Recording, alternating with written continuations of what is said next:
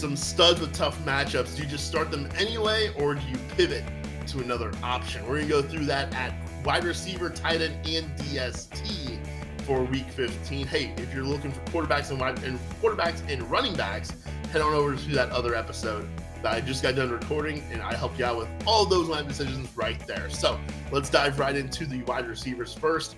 Now, at the very top here, we're going to be pretty quick with these guys because there's no doubt about it. CeeDee Lamb, he's awesome. A.J. Brown, Deebo Samuel, Cooper Kupp. I've got him catapulted right back up to wide receiver 4 after his nice game against the Ravens. He's got a great matchup with Washington this week. He is in your lineups this week. Amon-Ra St. Brown, Michael Pittman, Puka Nacua, and Mike Evans are all top 8 for me this week. Then it becomes just a little bit interesting because it's really good players with dicey situations, right? I still have these guys ranked as wide receiver 1s, though. DK Metcalf, he's got Philly. It's the best matchup in football for wide receivers, but he sounds likely to have Drew Lock at quarterback. If it's Geno, there's no doubt about it. I'm starting DK Metcalf. If it's Drew Lock, there's no doubt about it. I'm starting DK Metcalf this week against Philly. Stephon Diggs, I think just lowered expectations. He's still in your lineup. You're still playing Stephon Diggs, but I do not think that you can view Stephon Diggs right now in the same way you have been. It's unfortunate. Your hands are tied at this point in the season. There's just nothing you can do about it. He's in your lineup. Tyreek Hill is my wide receiver 11 this week with a really tough matchup with New York. He's also dealing with that ankle injury. If he plays, though, you are playing him. Ayuk, Devonta Smith, Garrett Wilson, Justin Jefferson, DJ Moore. I'll touch on DJ Moore just a little bit there. He's a little bit lower than usual for me. Really tough matchup with Cleveland this week. But I still definitely am in on DJ as a top 20 receiver. And then this is kind of the range where you start having to make some decisions, right? And I'm going right back to Justin Jefferson coming off his injury. But in that same game, Minnesota-Cincinnati, Jamar Chase, I have him a little bit lower this week. Minnesota's defense has been really good. I just got this really bad feeling about Jake Browning this week and the Vikings defense really being able to exploit him. Maybe it's just because of the proximity to the Vikings with how their backup quarterback situation has gone, where it's like, oh, we saw these really good weeks of Josh Dobbs, and then just things went totally off the rails. Maybe it's just that giving me that bad vibes, but I'm definitely nervous about Cincinnati pass catchers this week, and it stems from Browning, and it stems from the Vikings defense being really good recently.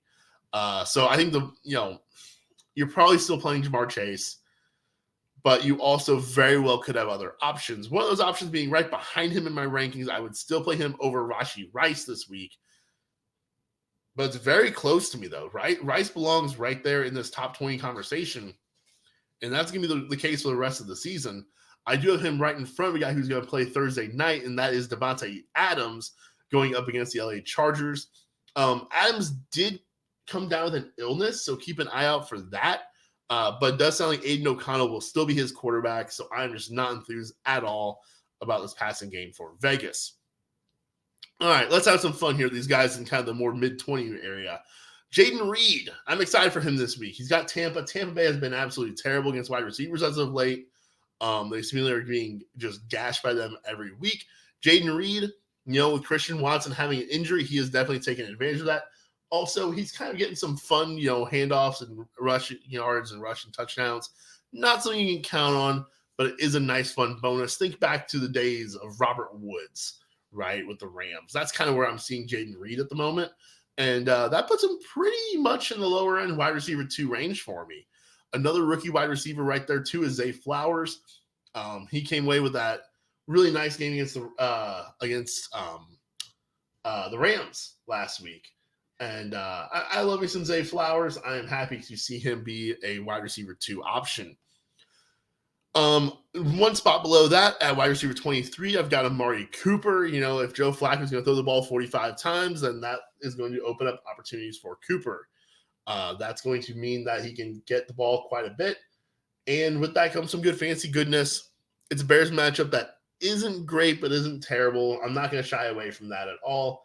I am just trying to look and see about his injury situation. I think he's okay, right?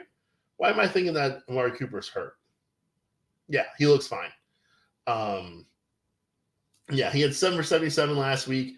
If he would have caught one of those touchdowns, you'd be a whole lot happier with him. But he had 14 targets last week. So, look, if he gets one of those Flacco touchdowns, which it's Joe Flacco, there's probably going to be 3 of them, right? So I definitely think that Cooper could. I may actually be too low on Amari Cooper. Maybe I should probably have him in front of the rookies, including Rashee Rice there, actually. So I should probably have Cooper as my top 20. That's on me. It's an ever-flowing thing with rankings and starts and sits decisions. Another guy who I'm higher on this week than I have been is Tyler Lockett. Even with Drew Lock, I think Lockett could be something this week because that matchup with Philly. He's just outside my top 24, but he's a pretty darn good flex option this week. Tyler Lockett, we always know you just need one play to make things come out okay for him. Right behind him is Courtland Sutton.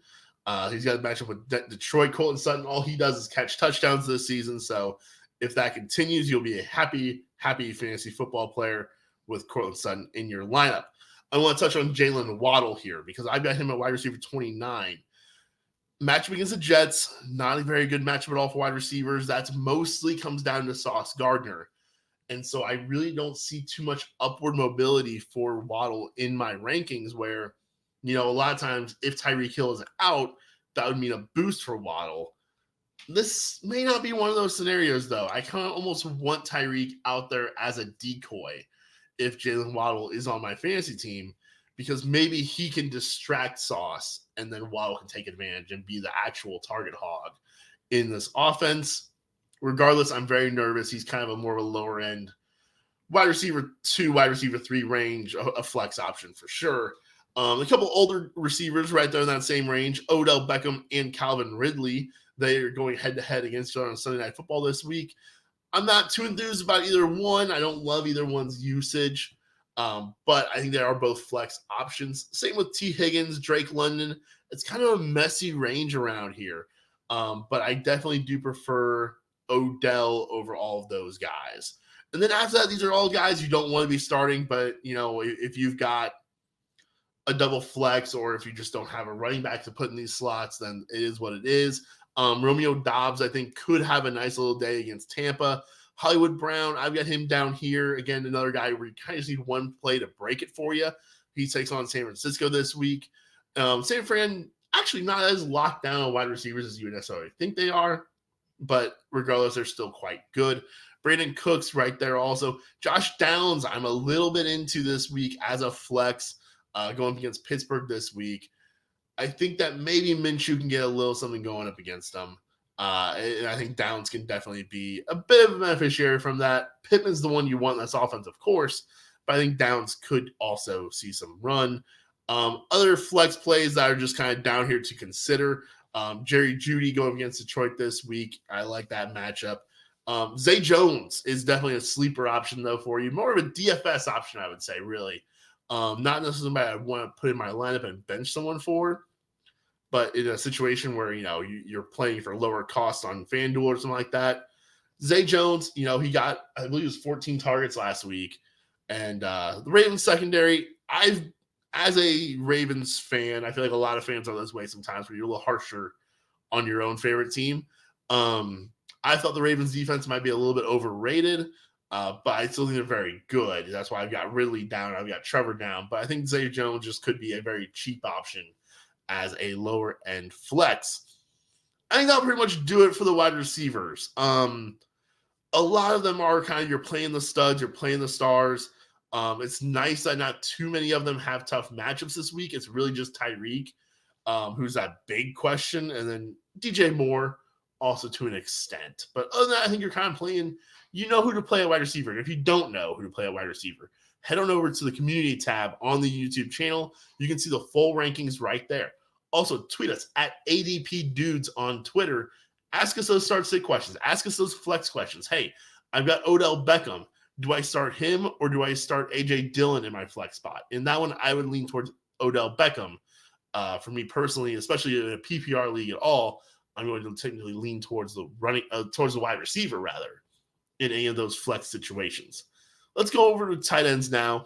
And it's the superstars at the top, of course. It's your Kelsey, Hawkinson, Laporta's right there at the top. George Kittle's got a great matchup. Sam Laporta, I'm sorry, not Sam Laporta. Yeah, you're starting Sam Laporta. Trey McBride, I still have at my tight end 5 this week, despite a very tough matchup with San Fran. It kind of speaks more to the tight end position as a whole that I would still be having him at 5. After him is Jake Ferguson, David Njoku. I do have Taysom Hill slot in here. I have not seen anything with him as far as injury report this week goes, but he's got New York this week. I definitely could see him, especially with all those Derek Carr, just walking injuries that he's got. I could see Taysom getting some work in the offense. Evan Ingram and Isaiah Likely round out the top 10. I actually really like me some Isaiah Likely this week going against Jacksonville. Jacksonville's allowing the 4th most points to tight ends this week. I almost put him above Evan Ingram. I can't quite get myself to that point, but I definitely like Isaiah Likely as a start candidate, more so than some of these guys outside my top 10. Dallas Goedert for me this week. I'm not real enthused by him. I feel like the offense is running more and more through Devonta Smith and A.J. Brown. Goddard's becoming a little bit of the afterthought. We have this with San Fran a lot, right? Where Kittle, Debo, Ayuk, McCaffrey, someone loses out each week. Right now, it feels like that's the case in Philly, and it feels like that's Goddard. That's kind of losing out a little bit. Kyle Pitts, Dalton Kincaid are 2 guys I would like to avoid if I can. It's tight end, though. You may not have any other options. If you are out there looking for options, if you don't have any of these tight ends, the tight end has been a total mess for you this season. I think Logan Thomas could definitely be an option. He's facing the Rams this week. He's my tight end 14, so I'm not thrilled about it, but it is a guy you could play in a desperate situation. Rams are allowing the 3rd most points to tight ends this season, and behind him in my rankings, because of very tough matchups, are Cole Kmet and Brevin Jordan. Both those 2 guys I've been using a little bit recently, but I would like to keep away from them this week. Let's wrap this thing up with some DSTs, and it's some really good ones at the top that have really good matchups. Your San Francisco, your Kansas City, your Cleveland, Baltimore. But I want to just highlight a couple here with the Colts. They've got Pittsburgh this week. That's always great to go up against Mitch Trubisky for a defense.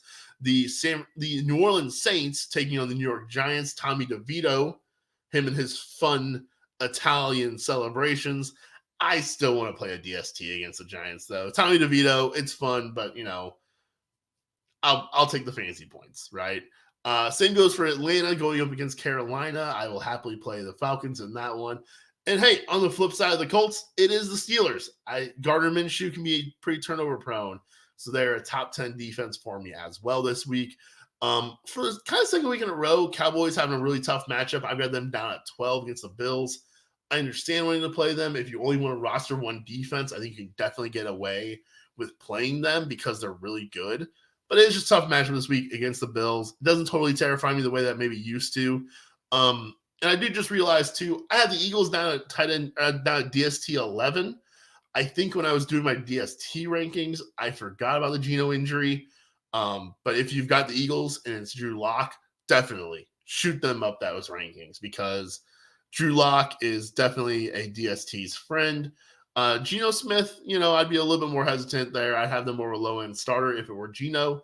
But if it's Drew Lock, I think I would slot them in at like DST 6, right above where I have the Miami Dolphins taking on the Jets right there right now. Yeah, I'd move the Eagles to that slot. So that's going to do it for the part 2 of starts and sits for week 15.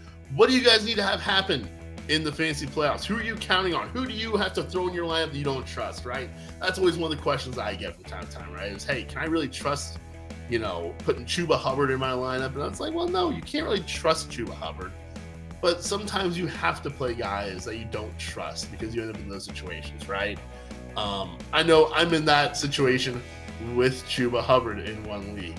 So those are the kind of situations you run yourself into. But if you have any more questions beyond that for starts and sits, again, tweet us at ADP Dudes. Be sure to follow the channel wherever you're listening to this, wherever you're watching this. If you're on Spotify, Apple Podcasts, if you're watching on YouTube, be sure to hit that thumbs up button also and like the video. That helps us out a whole bunch, more than you ever know.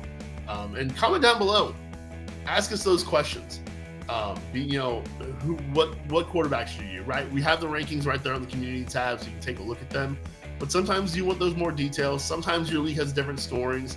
I did these rankings for 6-point passing touchdown leagues and PPR. So if you've got different scoring from that also, be sure to ask for those details. I would be really happy to give you those. So with that done, best of luck this week, unless you're facing me, in which case I hope you take an L and I move on to the playoffs. But other than that, I hope we all have fruitful fantasy football playoffs.